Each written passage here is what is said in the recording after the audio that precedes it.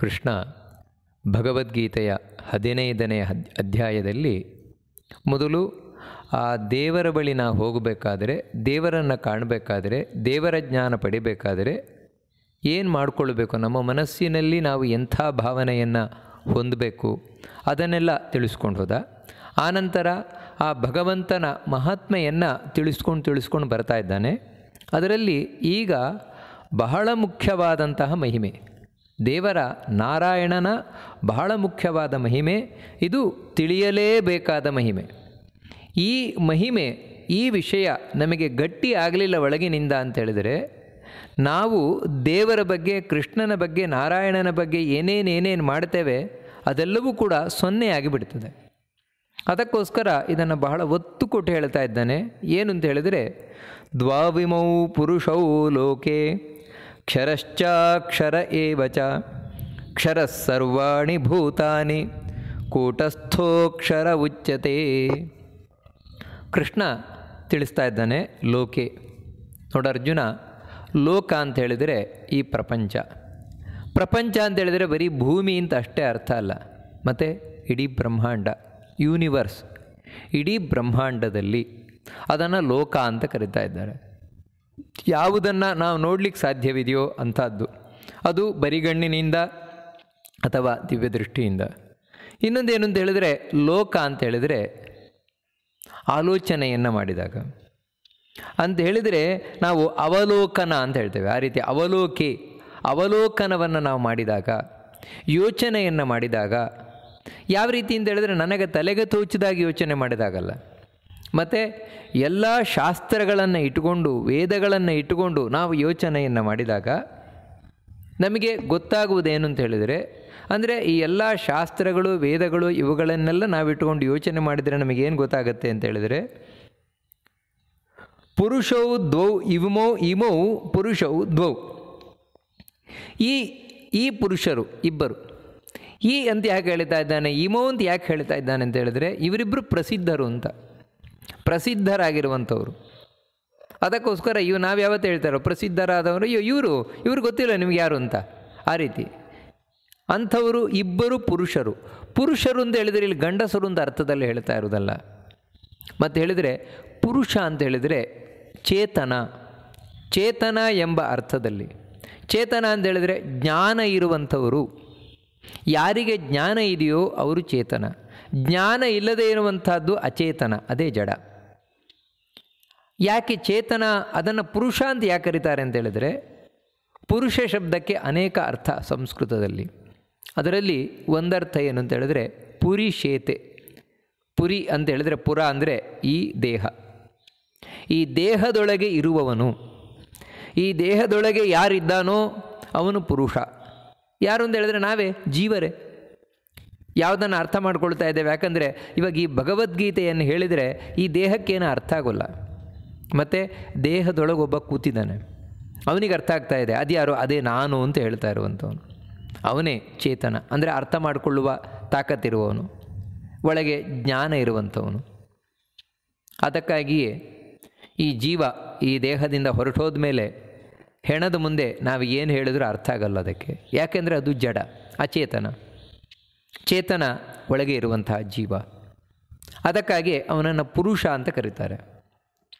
ಹಾಗೆಯೇ ಪುರುಷ ಅಂತ ಹೇಳಿದರೆ ಇನ್ನೊಂದು ಅರ್ಥ ಏನು ಅಂತ ಹೇಳಿದ್ರೆ, ಯಾವುದು ಪೂರ್ಣವಾಗಿದೆಯೋ ಅದು ಪುರುಷ. ಪೂರ್ಣವಾಗಿರುವಂಥದ್ದು ಪುರುಷ, ಈ ದೇಹದೊಳಗಿರುವಂಥದ್ದು ಪುರುಷ. ಈ ರೀತಿ ಪುರುಷಗಳಿವೆ. ಎರಡು ರೀತಿಯಾದ ಪುರುಷರಿದ್ದಾರೆ, ಕ್ಷರಶ್ಚ ಅಕ್ಷರ ಏವಚ. ಯಾರಪ್ಪ ಈ ಇಬ್ಬರು ಪುರುಷರು ಅಂತ ಹೇಳಿದರೆ, ಕ್ಷರ ಅಂತ ಒಬ್ಬ ಪುರುಷ, ಅಕ್ಷರ ಅಂತ ಇನ್ನೊಬ್ಬ ಪುರುಷ. ಇಲ್ಲಿ ಪುರುಷರು ಅಂತ ಹೇಳಿದರೆ ಒಬ್ಬ ವ್ಯಕ್ತಿಯನ್ನು ಮಾತ್ರ ಹೇಳ್ತಾ ಇರೋದಲ್ಲ, ಮತ್ತು ಹೇಳಿದರೆ ಒಂದು ಸಮೂಹವನ್ನು ಹೇಳ್ತಾ ಇರುವಂಥದ್ದು. ಕ್ಷರಪುರುಷರು ಅಂತ ಹೇಳುವಂತಹ ಒಂದು ಸಮೂಹ ಇದೆ, ಅಕ್ಷರ ಪುರುಷರು ಅಂತ ಹೇಳುವಂತಹ ಒಂದು ಸಮೂಹ ಇದೆ. ಅಲ್ಲ, ಈ ಅಕ್ಷರ ಅಂತ ಹೇಳಿದರೆ ಏನರ್ಥ? ಕ್ಷರ ಅಂತ ಹೇಳಿದರೆ ಕ್ಷರತಿ, ನಾಶವುಳ್ಳಂಥವರು. ಕೆಲವು ಚೇತನರು ನಾಶವುಳ್ಳಂಥವರು. ನಾಶ ಅಂತ ಹೇಳಿದ್ರೆ ಯಾವ ರೀತಿ ನಾಶ ಅಂತ ಹೇಳಿದರೆ ದೇಹ ನಾಶ. ಈ ದೇಹ ಒಂದಿನ ಬಿದ್ದು ಹೋಗುತ್ತೆ ನಮಗಿದ್ದ ಹಾಗೆ. ನಾವು ಇಲ್ಲಿ ಹುಟ್ಟುತ್ತೇವೆ, ಇರ್ತೇವೆ, ಒಂದು ದಿನ ಈ ದೇಹವನ್ನು ಬಿಡ್ತೇವೆ. ಅಯ್ಯೋ ಬಿಟ್ಟು ಅಂತ ಹೇಳಿದ್ರೆ ಮತ್ತೆ ದೇಹ ಮುಗೀತು ಅಂತನ, ಇಲ್ಲ ಮತ್ತೆ ಇನ್ನೊಂದು ದೇಹಕ್ಕೆ ಹೋಗಿ ಸೇರಿಕೊಳ್ತೇವೆ, ಅಲ್ಲೊಂದು ಕೆಲವು ದಿನ ಇರ್ತೇವೆ, ಮತ್ತೆ ಸಾಯ್ತೇವೆ, ಅಲ್ಲಿ ಮುಗಿತಾ ಮತ್ತು ಇನ್ನೊಂದು ದೇಹ. ಈ ರೀತಿ ಒಂದಲ್ಲ ಎರಡಲ್ಲ ಮೂರಲ್ಲ ನಾಲ್ಕಲ್ಲ ಅಂತ ಹೇಳಿದಾಗೆ ಮತ್ತೆ ಮತ್ತೆ ಮತ್ತೆ ದೇಹದಲ್ಲಿ ಬರ್ತಾ ಇರ್ತೇವೆ, ಇರ್ತಾ ಇರ್ತೇವೆ, ಸಾಯ್ತಾ ಇರ್ತೇವೆ. ಈ ರೀತಿ ಕ್ಷರರು, ನಾಶವುಳ್ಳವರು.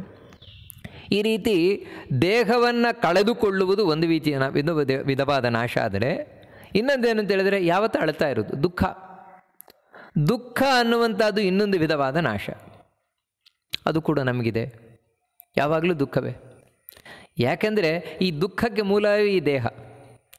ನಮಗೆ ಈ ದೇಹ, ಜಡ ದೇಹ ಯಾವಾಗ ಬರ್ತಾ ಇದೆ ಅಂದರೆ ಪಾಂಚಭೌತಿಕ ದೇಹ, ಮಣ್ಣು ನೀರು ಬೆಂಕಿ ಗಾಳಿ ಆಕಾಶ, ಇದರಿಂದ ನಿರ್ಮಿತವಾದ ದೇಹ ಎಲ್ಲಿವರೆಗೆ ಬರ್ತಾ ಇರ್ತದೆ ಅಲ್ಲಿವರೆಗೆ ದುಃಖ ಕಟ್ಟಿಟ್ಟ ಬುತ್ತಿ. ಯಾಕೆ ಅಂತ ಹೇಳಿದ್ರೆ ಎಲ್ಲಕ್ಕಿಂತ ನಮಗೆ ದೊಡ್ಡ ದುಃಖಕ್ಕೆ ಕಾರಣ ಏನು ಅಂತ ಹೇಳಿದ್ರೆ ಈ ದೇಹವನ್ನು ಬಿಡುವುದೇ, ಅದೇ ಸಾವು, ಅದೇ ದೊಡ್ಡ ದುಃಖದ ವಿಷಯ. ಹೀಗೆ ಸಾವು ಅಥವಾ ನೋವು ಇದು ಕ್ಷರ, ನಾಶ. ಅಂಥ ನಾಶವನ್ನು ನಾವು ಹೊಂದಿರುವಂಥವರು. ಇನ್ನೊಂದು ರೀತಿ ನಾಶ ಇದೆ ನಮಗೆ, ಏನು ಅಂತ ಹೇಳಿದರೆ ಅಪೂರ್ಣತ ಅಂತ ಹೇಳಿದರೆ ಯಾವುದರಲ್ಲೂ ಪರ್ಫೆಕ್ಷನ್ ಇಲ್ಲ, ಪೂರ್ಣತ್ವ ಇಲ್ಲ, ಪರಿಪೂರ್ಣತೆ ಇಲ್ಲ, ಮತ್ತು ಅರ್ಧಂಬರ್ಧ ನಮ್ಮದೆಲ್ಲವೂ ಇದೇ ರೀತಿ. ಅದಕ್ಕಾಗಿಯೇ ಕ್ಷರ ಅಂತ ಕರೀತಾರೆ. ಮತ್ತೇನು ಅಂದರೆ ಅಸ್ವಾತಂತ್ರ್ಯ, ಇನ್ನೊಬ್ಬರ ಕೈ ಕೆಳಗಿರುವುದು, ದೇವರ ಕೈ ಕೆಳಗಿರುವುದು, ನಾವು ಸ್ವತಂತ್ರರಲ್ಲ. ಇವೆಲ್ಲವೂ ನಮ್ಮಲ್ಲಿರುವಂತಹ ನಾಶ.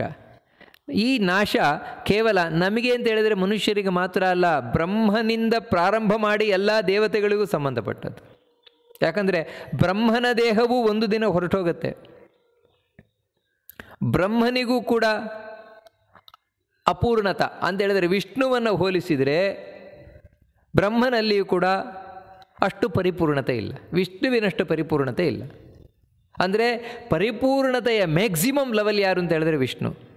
ಮ್ಯಾಕ್ಸಿಮಮ್ ಅಂತ ಹೇಳಿದ ಕೂಡಲೇ ಉಳಿದದ್ದೆಲ್ಲವೂ ಸ್ವಲ್ಪ 100% ಅಂತ ಹೇಳಿದರೆ 99% ಇದ್ದರೂ ಕೂಡ 1% ಕಮ್ಮಿ ಅಲ್ವಾ, ಪರಿಪೂರ್ಣತೆ ಇಲ್ಲ ಅಂತಲೇ ಅಲ್ವಾ. ಆ ರೀತಿ ಚತುರ್ಮುಖನಿಂದ ಪ್ರಾರಂಭ ಮಾಡಿ ಎಲ್ಲ ಜೀವರಾಶಿಗಳು ಕೂಡ ಹೀಗೆ, ಇವರು ಕ್ಷರರು. ಇನ್ನೊಂದು ಪುರುಷ ಯಾರು ಅಂತ ಹೇಳಿದರೆ ಅದೇ ಅಕ್ಷರ ಪುರುಷ. ಅಕ್ಷರ ಅಂತ ಹೇಳಿದರೆ ನಾಶವಾಗದ ಪುರುಷ. ಈ ರೀತಿ ಎರಡು ವಿಧವಾಗಿದೆ. ನಾಶವಾಗದೇ ಇರುವಂಥ ಅಂದರೆ ನಾಶ ಆಗುವುದಿಲ್ಲ ಅಂತ ಹೇಳಿದರೆ ನಮ್ಮ ಹಾಗೆ ದೇಹ ಬಿದ್ದು ಹೋಗಲ್ಲ, ಯಾವತ್ತೂ ನಮ್ಮ ಹಾಗೆ ದೇಹ ಬಿದ್ದು ಹೋಗಲ್ಲ. ಅಂದರೆ ಸಾವಿಲ್ಲ, ನಮ್ಮ ಹಾಗೆ ದುಃಖ ಇಲ್ಲ, ನಮ್ಮ ಹಾಗೆ ಅಪೂರ್ಣತೆ ಇಲ್ಲ. ಆ ರೀತಿ ಇಲ್ಲದೇ ಇರುವಂತಹ ಒಂದು ಪುರುಷ ಇದ್ದಾನೆ. ಈ ಪುರುಷರಿದ್ದಾರೆ. ಯಾರು ಇವರಿಬ್ಬರು ಅಂತ ಹೇಳಿದ್ರೆ ಅದಕ್ಕೆ ಕೃಷ್ಣ ತಿಳಿಸ್ತಾ ಇದ್ದಾನೆ ಮುಂದಿನ ಶ್ಲೋಕದಲ್ಲಿ. ಕ್ಷರಃ ಸರ್ವಾಣಿ ಭೂತಾನಿ, ಸರ್ವಾಣಿ ಭೂತಾನಿ ಕ್ಷರಃ ಅಂತೇಳಿದರೆ ಸಮಸ್ತ ಜೀವರಾಶಿಗಳು, ಚೇತನರು, ಚತುರ್ಮುಖ ಬ್ರಹ್ಮನಿಂದ ಪ್ರಾರಂಭ ಮಾಡಿ ಒಂದು ಹುಲ್ಲು ಕಡ್ಡಿಯ ಒಳಗೆ ಇರುವ ಜೀವನವರೆಗೆ ಎಲ್ಲರೂ ಕೂಡ ಕ್ಷರರು. ಅಂದರೆ ಈ ನಾಶ ಸ್ವಭಾವವನ್ನು ಹೊಂದಿದವರು. ಒಂದಲ್ಲ ಒಂದಿದ್ದೇನೆ ಇವರೆಲ್ಲ ಹೋಗ್ತಾ ಇರ್ತಾರೆ, ದೇಹ ಬಿಡ್ತಾ ಇರ್ತಾರೆ. ಕೂಟಸ್ಥೋಕ್ಷರ ಉಚ್ಯತೆ. ಇನ್ನು ಅಕ್ಷರ ಯಾರು ಅಂತ ಹೇಳಿದರೆ, ಅಕ್ಷರ ಅಂದರೆ ಕೂಟಸ್ಥ ಅಂತ ಹೇಳ್ತಾರೆ. ಇದೇನು ಕೂಟಸ್ಥ ಅಂತ ಹೇಳಿದರೆ ಏನು ಅಂತ ಹೇಳಿದರೆ, ಕೂಟ ಅಂತ ಹೇಳಿದರೆ ಒಂದು ಸಮೂಹ ಅಂತ, ಸಮೂಹಕ್ಕೆ ಕೂಟ ಅಂತ ಕರೀತಾರೆ. ಅಂತಹ ಸಮೂಹದಲ್ಲಿ ಸ್ಥ ಇರುವವಳು, ಸಮೂಹದಲ್ಲಿರುವವಳು. ಯಾವ ಸಮೂಹದಲ್ಲಿ ಅಂದರೆ ಜೀವರ ಸಮೂಹದಲ್ಲಿ. ಸಮಸ್ತ ಜೀವರ ಒಳಗೆ ಯಾರು ಕೂತಿದ್ದಾಳೋ, ಯಾಕೆ ಕೂತಿದ್ದಾಳೆ ಅಂತ ಹೇಳಿದರೆ ನಿಯಾಮಕಳಾಗಿ, ನಿಯಂತ್ರಣ ಮಾಡುವವಳಾಗಿ, ಎಲ್ಲ ಜೀವರಾಶಿಗಳನ್ನು ನಿಯಂತ್ರಣ ಮಾಡುವವಳಾಗಿ ಕೂತಿದ್ದಾಳು. ಅದನ್ನೇ ದೇವಿ ಮಹಾತ್ಮೆ ಹೇಳ್ತದಲ್ವ, ಯಾ ದೇವಿ ಸರ್ವಭೂತೇಷು ಚೇತನೇತ್ಯಭಿಧೀಯತೆ, ಯಾ ದೇವಿ ಸರ್ವಭೂತೇಷು ವಿಷ್ಣುಮಾಯೇತಿ ಸಂಸ್ಥಿತ, ನಮಸ್ತಸ್ಯೇ ನಮಸ್ತಸ್ಯೇ ನಮಸ್ತಸ್ಯೇ ನಮೋ ನಮಃ ಅಂತ ಹೇಳಿದಾಗೆ ಎಲ್ಲರೊಳಗೂ ಕೂತು ಎಲ್ಲರನ್ನು ನಿಯಂತ್ರಣ ಮಾಡ್ತಾ ಇರುವಂಥವಳು ಅವಳೇ ಲಕ್ಷ್ಮಿ. ಅವಳು ಕೂಟಸ್ಥ, ಅವಳು ಅಕ್ಷರ ಅಂತ ಕರೆಯಲ್ಪಡ್ತಾಳೆ. ಇನ್ನೊಂದು ಅರ್ಥದಲ್ಲಿ ಯಾಕೆ ಕೂಟಸ್ಥ ಅಂತ ಲಕ್ಷ್ಮಿಯನ್ನು ಕರೀತಾರೆ ಅಂತ ಹೇಳಿದರೆ, ಕೂಟ ಅಂತ ಹೇಳಿದರೆ ಇನ್ನೊಂದು ಅರ್ಥದಲ್ಲಿ ಆಕಾಶ ಅಂತ. ಆಕಾಶದ ಹಾಗೆ ಸ್ಥ ಇರುವವಳು ಅಂದರೆ ಆಕಾಶದಾಗಿರುವವಳು ಅಂದರೆ ಏನರ್ಥ? ಪಂಚಭೂತಗಳಲ್ಲಿ ವಿಕಾರಕ್ಕೆ ಉಳಿದವುಗಳೆಲ್ಲ ಒಳಗಾಗತ್ತೆ. ವಿಕಾರ ಅಂದರೆ ಚೇಂಜಸ್ ಆಗ್ತದೆ. ಇವಾಗ ಮಣ್ಣು ಚೇಂಜ್ ಆಗ್ತದೆ. ನೀರು ತನ್ನ ಬಣ್ಣವನ್ನು ಬದಲು ಮಾಡಬಹುದು. ಬೆಂಕಿಯು ಕೂಡ ಬಣ್ಣ ಬದಲಾಗುತ್ತದೆ. ಅಂದರೆ ಅದರ ಸ್ವಭಾವವು ಕೆಲವು ಸಲ ಅಂದರೆ ಒಳ್ಳೆಯ ಬೆಂಕಿ, ಕೆಟ್ಟ ಬೆಂಕಿ, ಇವಾಗ ಸ್ಮಶಾನದ ಬೆಂಕಿ, ಕೆಟ್ಟ ಬೆಂಕಿ, ಈ ರೀತಿಯೆಲ್ಲ ಅದು ವಿಕಾರಗಳನ್ನು ಹೊಂದಕ್ಕೆ ಸಾಧ್ಯ ಇದೆ. ಆದರೆ ಆಕಾಶ ಮಾತ್ರ ಯಾವತ್ತೂ ಯಾವ ಬದಲಾವಣೆಗೂ ಒಳಗಾಗದೇ ಇರುವಂಥದ್ದು. ಅದಕ್ಕಾಗಿ ಅದನ್ನು ನಿರ್ವಿಕಾರ ಅಂತ ಕರೀತಾರೆ. ಅಂದರೆ ಒಂದೇ ರೀತಿ ಇರುವಂಥದ್ದು. ಹಾಗೆಯೇ ಲಕ್ಷ್ಮಿ ಎಲ್ಲರ ಒಳಗೂ ಇರ್ತಾಳೆ, ಎಲ್ಲರನ್ನು ನಿಯಂತ್ರಣ ಮಾಡ್ತಾ ಇರ್ತಾಳೆ. ಆದರೆ ಅವಳು ಮಾತ್ರ ಒಳಗೆ ಯಾವ ಚೇಂಜಸ್ಸಿಗೂ ಒಳಗಾಗೋಲ್ಲ. ನಮ್ಮೊಳಗೆ ಕೂತಿರ್ತಾಳೆ, ನಮಗೆ ಹಸಿವನ್ನು ಉಂಟು ಮಾಡ್ತಾಳೆ, ಅವಳಿಗೆ ಹಸಿವಾಗೋಲ್ಲ. ನಮಗೆ ನಿದ್ರೆ ಅಂತ ಅಂದ್ಕೊಡ್ತಾಳೆ, ಅವಳಿಗೆ ನಿದ್ರೆ ಬರೋಲ್ಲ. ನಮಗೆ ಇಡೀ ಜಗತ್ತಿನೆಲ್ಲ ಅಟ್ಯಾಚ್ಮೆಂಟ್ ಉಂಟಾಗುವಾಗ ಮಾಡ್ತಾಳೆ, ಆದರೆ ಅವಳಿಗೆ ಅಟ್ಯಾಚ್ಮೆಂಟ್ ಇರೋಲ್ಲ. ಹೀಗೆ ತಾನು ಯಾವುದೇ ಇಂತಹ ಪ್ರಭಾವಗಳಿಗೂ ಒಳಗಾಗದೇ ಇರುವಂಥವಳು, ನಿರ್ವಿಕಾರಳಾಗಿರುವಂಥವಳು. ಅದಕ್ಕಾಗಿಯೇ ಅವಳನ್ನು ಕೂಟಸ್ಥಳು, ಅದೇ ಲಕ್ಷ್ಮಿ. ಅವಳನ್ನು ಅಕ್ಷರ ಅಂತ ಕರೀತಾರೆ. ಅಂದರೆ ಇವಾಗ ಏನು ಹೇಳಿದಾಗಾಯಿತು ಅಂತ ಹೇಳಿದರೆ, ಎಲ್ಲ ಜೀವರಾಶಿಗಳು ಒಂದು ಕಡೆ, ಒಂದು ಸಮೂಹ, ಒಂದು ಗ್ರೂಪ್, ಬ್ರಹ್ಮನಿಂದ ಪ್ರಾರಂಭ ಮಾಡಿ. ಯಾಕಂದರೆ ಇಡೀ ಜೀವರಲ್ಲಿಯೇ ಅತ್ಯುತ್ತಮನಾದ ಜೀವೋತ್ತಮ ಯಾರು ಅಂದರೆ ಬ್ರಹ್ಮ ವಾಯು. ನಂತರ ಎಲ್ಲ ದೇವತೆಗಳು, ಮನುಷ್ಯರು, ಗಂಧರ್ವರು, ಯಕ್ಷರು, ರಾಕ್ಷಸರು, ಅಸುರರು, ದೈತ್ಯರು, ಇವರೆಲ್ಲರೂ ಕೂಡ ಬರ್ತಾರೆ. ಇನ್ನೊಂದು ಕಡೆ ಅಕ್ಷರ ಅಂದರೆ ಲಕ್ಷ್ಮಿ ನಮ್ಮ ಹಾಗಲ್ಲ, ಮತ್ತು ನಮಗಿಂತ ಬೇರೆ ಆಗಿರುವವಳು. ಯಾಕಂದರೆ ನಮ್ಮ ಹಾಗೆ ಅವಳು ದೇಹ ಬಿದ್ದೋಗಲ್ಲ, ನಮಗೆ ಹಾಗೆ ಅವಳಿಗೆ ದುಃಖ ಇಲ್ಲ ಲಕ್ಷ್ಮಿಗೆ, ಮತ್ತು ನಮ್ಮ ಹಾಗೆ ಅಪೂರ್ಣತೆ ಇಲ್ಲ, ಮತ್ತು ಪರ್ಫೆಕ್ಟ್ ಆಗಿದ್ದಾಳೆ ಅವಳು, ಎಲ್ಲದರಲ್ಲೂ ಪರ್ಫೆಕ್ಟ್ ಆಗಿದ್ದಾಳೆ ಲಕ್ಷ್ಮಿ. ಅದರಿಂದಾಗಿಯೇ ಅವಳು ನಮ್ಮ ಹಾಗಲ್ಲ, ನಮಗಿಂತ ಬೇರೆಯಾಗಿರುವಂಥವಳು ಲಕ್ಷ್ಮಿ. ಮತ್ತು ಇದರೊಟ್ಟಿಗೆ ಅಕ್ಷರ ಇನ್ಯಾರು ಅಂದರೆ ಮೋಕ್ಷದಲ್ಲಿರುವಂಥವ್ರು. ಯಾರು ಈಗಾಗಲೇ ದೇವರ ಹತ್ರ ಹೋಗಿದ್ದಾರೆ ಅವರು ಕೂಡ ನಂತರ ನಮ್ಮ ಹಾಗೆ ಜಡದೇಹ ಬರೋಲ್ಲ, ಅವರಿಗೆ ನಮ್ಮ ಹಾಗೆ ದುಃಖ ಇರೋಲ್ಲ, ಅವರನ್ನು ಸೇರಿಸ್ಕೊಳ್ಬೋದು.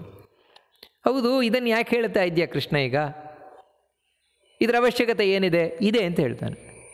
ಉತ್ತಮ ಪುರುಷಸ್ತ್ವನ್ಯಃ ಪರಮಾತ್ಮೇತ್ಯುದಾಹೃತಃ ಯೋ ಲೋಕತ್ರಯಮಾವಿಶ್ಯ ಬಿಭರ್ತ್ಯವ್ಯಯ ಈಶ್ವರಃ.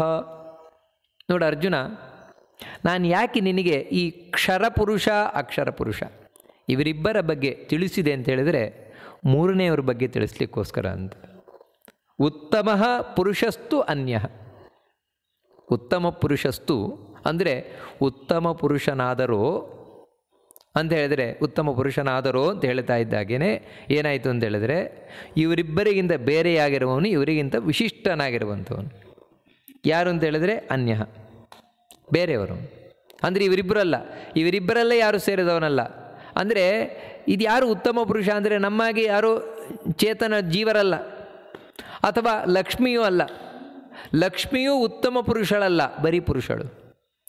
ಬ್ರಹ್ಮಾದಿ ದೇವತೆಗಳು ಸಮಸ್ತ ಜೀವರು ಕೂಡ ಉತ್ತಮ ಪುರುಷರಲ್ಲ, ಬರೀ ಪುರುಷರು. ಮತ್ತು ಉತ್ತಮ ಪುರುಷ ಇವರಿಬ್ಬರಿಗಿಂತ ಬೇರೆಯಾಗಿರುವಂಥವನು ಯಾರು ಅವನು ಅಂತ ಹೇಳಿದರೆ ಪರಮಾತ್ಮೇದ್ಯುದಾಹೃತಃ. ಅವನನ್ನೇ ಪರಮಾತ್ಮ ಅಂತ ಕರೀತಾ ಇದ್ದಾರೆ. ಉದಾಹೃತಃ, ಪರಮಾತ್ಮ ಅಂತ ಕರೆಯಲ್ಪಟ್ಟಿದ್ದಾನೆ. ಎಲ್ರಿ? ಅದೇ ವೇದದಲ್ಲಿ ಅದನ್ನೇ ಕರೆಯಲ್ಪಟ್ಟಿದೆ. ಚೇತನಶ್ಚೇತನಶ್ಚ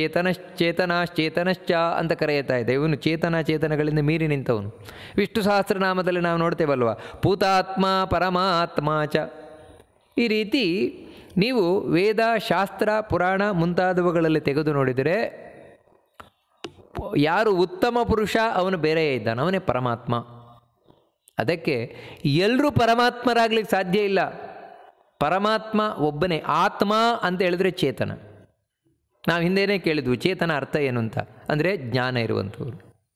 ಅಂಥ ಜ್ಞಾನ ಇರುವವರು ಯಾರಿದ್ದಾರೆ ಅವರಿಗಿಂತ ಎಲ್ರಿಗಿಂತಲೂ ಪರಮ ಶ್ರೇಷ್ಠನಾಗಿರುವವನು ಯಾರು ಅಂದರೆ ಅದೇ ನಾರಾಯಣ, ಕೃಷ್ಣ ಅಂತ ವೇದಗಳು ಹೇಳ್ತಾ ಇವೆ. ನೋಡಿ, ಇದು ಕೃಷ್ಣ ಹೇಳ್ತಾ ಇರೋದೇನು ಅಂದರೆ ನಾನು ಹೇಳ್ತಾ ಇದ್ದೇನೆ ಅಂತಲ್ಲ, ವೇದಗಳು ಹೇಳ್ತಾ ಇವೆ. ಯಾಕಂತ ಹೇಳಿದ್ರೆ ವೇದ ಅನ್ನುವಂಥದ್ದು ನಿತ್ಯ ಸತ್ಯ. ಶಾಸ್ತ್ರ ಪುರಾಣಗಳನ್ನುವಂಥದ್ದು ವೇದವನ್ನು ಅನುಸರಿಸಿ ಬಂದಿರುವುದರಿಂದಾಗಿ ಅವುಗಳು ಸತ್ಯ. ಇಂಥ ಸತ್ಯವಾದ ಶಾಸ್ತ್ರದಲ್ಲಿ ಪ್ರತಿಪಾದಿಸಲ್ಪಟ್ಟಂತಹ ನಿತ್ಯವಾದ ವಿಷಯ ಏನು ಅಂತೇಳಿದರೆ ನಾರಾಯಣ ಪರಮಾತ್ಮನಾಗಿದ್ದಾನೆ ಅಂತ ಹೇಳ್ತಾ ಇರುವಂಥದ್ದು. ಅಲ್ರಿ, ಅವನನ್ನೇ ಯಾಕೆ ಪರಮಾತ್ಮ ಅಂತ ಕರಿತೀರಿ? ಅವನನ್ನೇ ಯಾಕೆ ಉತ್ತಮ ಪುರುಷ ಅಂತ ಕರಿತೀರಿ? ಬೇರೆ ಯಾರನ್ನಾದರೂ ಹೇಳ್ಬೋದಲ್ವಾ? ಇವಾಗ ಕ್ಷರಪುರುಷರಲ್ಲಿ ಬ್ರಹ್ಮನನ್ನು ಹೇಳ್ರಿ, ಶಿವನನ್ನು ಹೇಳ್ರಿ, ಬೇರೆ ಯಾವುದಾದ್ರೂ ದೇವತೆಗಳನ್ನು ಹೇಳಿ, ಬೇಡ, ಯಾರು ಬೇಡ, ಲಕ್ಷ್ಮಿಯನ್ನು ಹೇಳ್ರಿ, ಆದಿಪರಾಶಕ್ತಿ ಅವಳನ್ನೇ ಹೇಳ್ಬೋದಲ್ವಾ ಅಂತ ಹೇಳಿದರೆ, ಅದಕ್ಕೆ ಕೃಷ್ಣ ಹೇಳ್ತಾ ಇದ್ದಾನೆ, ಯಾಕೆ ನಾರಾಯಣನನ್ನೇ ಇವರೆಲ್ಲರಿಗಿಂತಲೂ ಉತ್ತಮನಾದವನು ಪರಮಾತ್ಮ ಅಂತ ಕರೆಯಲ್ಪಡ್ತಾ ಇದೆ, ವೇದಗಳೆಲ್ಲ ಹೇಳ್ತಾ ಇವೆ ಅಂತ ಹೇಳಿದರೆ, ಯಹ ಲೋಕತ್ರಯ ಮಾವಿಷ್ಯ ಬಿಭರ್ತಿ, ಯಾರು 3 ಲೋಕವನ್ನು ಪ್ರವೇಶ ಮಾಡಿ, 3 ಲೋಕ ಅಂತ ಹೇಳಿದರೆ ಮೇಲಿನ ಎಲ್ಲ ಲೋಕಗಳು, ಮೇಲೆ 7 ಲೋಕಗಳಿವೆ, ಕೆಳಗೆ 7 ಲೋಕಗಳಿವೆ, ಒಟ್ಟು 14 ಲೋಕಗಳು. ಆ ಎಲ್ಲ ಲೋಕಗಳ ಒಳಗೂ ಪ್ರವೇಶ ಮಾಡಿ, ಹೊರಗಿಂದಲ್ಲ ಒಳಗಿನಿಂದಲೂ ಕೂಡ ಪ್ರವೇಶ ಮಾಡಿ, ಬಿಭರ್ತಿ ಹೊತ್ತಿದ್ದಾನೆ. ಹೊತ್ತಿದ್ದಾನೆ ಅಂತ ಹೇಳಿದರೆ ಎಲ್ಲ ರೀತಿಯ ಭಾರವನ್ನು, ಜವಾಬ್ದಾರಿಯನ್ನು, ಅಂದರೆ ಎಲ್ಲರ ಜವಾಬ್ದಾರಿ, ಎಲ್ಲದರ ಜವಾಬ್ದಾರಿ ಅವನ ಮೇಲಿದೆ. ಈ ರೀತಿ ಜವಾಬ್ದಾರಿಯನ್ನು ವಹಿಸಿಕೊಂಡಿರುವಂಥವ್ರು ಇನ್ನೊಬ್ಬರಿಲ್ಲ. ಅದಕ್ಕಾಗಿಯೇ ನಾರಾಯಣನನ್ನು ಪರಮಾತ್ಮ ಉತ್ತಮ ಅಂತ ಕರಿತಾ ಇರುವಂಥದ್ದು. ಯಾಕಂತ ಹೇಳಿದ್ರೆ, ಇವಾಗ ಅಪ್ಪ ಅಮ್ಮನನ್ನು ನಾವು ಯಾಕೆ ಹೆಚ್ಚು ಅಂತ ಹೇಳ್ತೇವೆ? ಇವಾಗ ಮಗನಿಗಿಂತಲೂ ಕೂಡ ಅಪ್ಪ ಅಮ್ಮ ಹೆಚ್ಚು. ಯಾಕೋಸ್ಕರ ಅಂತ ಹೇಳಿದರೆ, ಈ ಮಗನ ಜವಾಬ್ದಾರಿಯನ್ನು ಹೊತ್ತಿರುವವರು, ಮಗುವಿನ ಜವಾಬ್ದಾರಿಯನ್ನು ಹೊತ್ತಿರುವವರಾಗಿರುವುದರಿಂದಾಗಿ ಅವರನ್ನು ಉತ್ತಮ ಅಂತ ಕರೆಯುವಂಥದ್ದು. ಒಂದು ಆಫೀಸಲ್ಲಿ ಕ್ಲರ್ಕ್ ಇರಬಹುದು, ಕ್ಯಾಶಿಯರ್ ಇರಬಹುದು, ಅಟೆಂಡರ್ ಇರಬಹುದು, ಮ್ಯಾನೇಜರ್ ಇರಬಹುದು. ಇವಾಗ ಇವರೆಲ್ಲರಲ್ಲೂ ಉತ್ತಮನಾದವನು ಯಾರು? ಮ್ಯಾನೇಜರ್ ಅಂತ ಹೇಳ್ತೇವೆ. ಯಾಕೆ ಮ್ಯಾನೇಜರನ್ನು ಉತ್ತಮ ಅಂತ ಕರಿತೇವೆ ಅಂತ ಹೇಳಿದರೆ, ಉಳಿದ ಎಲ್ಲದರದ್ದು ಜವಾಬ್ದಾರಿ ಅವನ ಮೇಲೆ, ಉಳಿದ ಎಲ್ಲರದ್ದು ಜವಾಬ್ದಾರಿ ಅವನ ಮೇಲೆ. ಅದಕ್ಕೋಸ್ಕರ ಆಫೀಸಲ್ಲಿ ಯಾರು ಕೆಲಸ ಮಾಡದೇ ಇದ್ದರೂ ಹೈಯರ್ ಆಫೀಸರ್ಸ್ ಕೇಳೋದು ಮ್ಯಾನೇಜರ್ ಹತ್ರ, ಯಾಕೆ ಕೆಲಸ ಮಾಡ್ತಾ ಇಲ್ಲ ಆಫೀಸಲ್ಲಿ ಅಂತ. ಯಾಕಂದರೆ ಅವನು ಜವಾಬ್ದಾರಿ ಉಳ್ಳವನು. ಹಾಗೆಯೇ 14 ಲೋಕಗಳ ಜವಾಬ್ದಾರಿಯನ್ನು ಹೊತ್ತಿರುವವನು ಯಾರು ಅಂತ ಹೇಳಿದರೆ ಅದೇ ನಾರಾಯಣ. ಅದಕ್ಕಾಗಿಯೇ ಅವನನ್ನು ಪರಮಾತ್ಮ ಅಂತ ಕರೆಯುವುದು. ಇದೇನು ಅಂತ ಹೇಳಿದರೆ ಅದಕ್ಕೆ ಕಾರಣ ಹೇಳ್ತಾ ಇರೋದು, ಸುಮ್ಮನೆ ನಾವು ಹೇಳ್ತಾ ಇಲ್ಲ. ನಾರಾಯಣ ಸರ್ವೋತ್ತಮ, ಇದೇ ಸರ್ವೋತ್ತಮ ಅಂತ ಕರೆಯುವಂಥದ್ದು. ಸುಮ್ಮನೆ ಹೇಳ್ತಾ ಇರುವುದಲ್ಲ. ಮತ್ತೇನೆಂದರೆ ಇದು ಕಾರಣದಿಂದ ಕೂಡಿಕೊಂಡಿದೆ. ಇದೇ ನೀವು ಸುಮ್ಮನೆ ಹೇಳಿಬಿಟ್ರೆ ಆಯಿತಾ? ಇಲ್ಲ, ವೇದಗಳೇ ಇದನ್ನು ಹೇಳ್ತಾ ಇದೆ. ವೇದಗಳೇ ಈ ಕಾರಣವನ್ನು ಹೇಳಿಯೇ ವಿಷ್ಣು ಸರ್ವೋತ್ತಮ ಅಂತ ಹೇಳ್ತಾ ಇರುವಂಥದ್ದು. ಅಲ್ರಿ, ಇಡೀ ಲೋಕದಲ್ಲಿ ತಾನು ಒಳಗೆ ಯಾಕೆ ಅಂತ ಹೇಳಿದರೆ ಹಿಂದೆಯೇ ತಾನು ಹೇಳಿದ್ದಾನೆ, 3 ಲೋಕವನ್ನು ಪ್ರವೇಶ ಮಾಡಿ ದೇವರು ಯಾಕೆ ಕೂತಿದ್ದಾನೆ ಅಂತ ಹೇಳಿದರೆ, ಸೂತ್ರೇ ಮಣಿಗಣ ಇವ ಅಂತ. ಒಂದು ಮಣಿಯ ಸರದಲ್ಲಿ ನೂಲಿನ ಒಳಗೆ ಎಲ್ಲ ಮಣಿಗಳು ಸೇರಿಕೊಂಡಿವೆ. ನೂಲು ಅದೇ ಆಧಾರ ಇಡೀ ಮಣಿಸರಕ್ಕೆ. ನೂಲು ತುಂಡಾಯಿತು ಅಂತ ಹೇಳಿದರೆ ಎಲ್ಲ ಮಣಿಗಳು ಚಲ್ಲಾಪಿಲ್ಲಿಯಾಗಿ ಬಿದ್ದುಬಿಡ್ತವೆ, ಮತ್ತು ಸರವೇ ಇಲ್ಲ. ಆ ರೀತಿ ಈ ಜಗತ್ತು ಇವತ್ತು ಒಂದಕ್ಕೆ ತಾನು ಹೆಣೆದುಕೊಂಡಿದೆ. ಯಾರಿಂದಾಗಿ? ಆ ದೇವರಿಂದಾಗಿ ಹೆಣೆದುಕೊಂಡಿದೆ.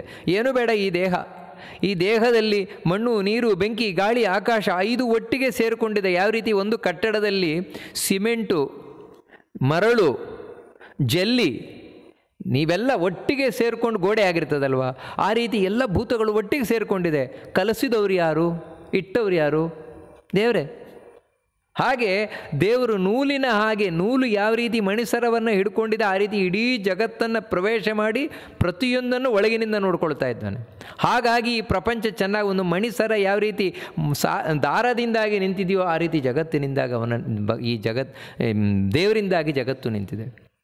ಅದಕ್ಕೆ ಅವನು ಸರ್ವೋತ್ತಮ. ಉಳಿದವರು ಎಲ್ಲರೂ ಕೂಡ ಈ ಜಗತ್ತನ್ನು ಪಾಲನೆ ಪೋಷಣೆ ಮಾಡ್ತಾರೆ, ಸೃಷ್ಟಿಯನ್ನು ಮಾಡ್ತಾರೆ ಅಂತ ಹೇಳಿದ್ರು ಇವನ ಅನುಗ್ರಹದಿಂದಾಗಿ. ಹೌದು, ದೇವರು ಇಡೀ ಜಗತ್ತಿನ ಒಳಗಿದೆ ಅಂತ ನೀವು ಹೇಳಿಬಿಟ್ರಿ.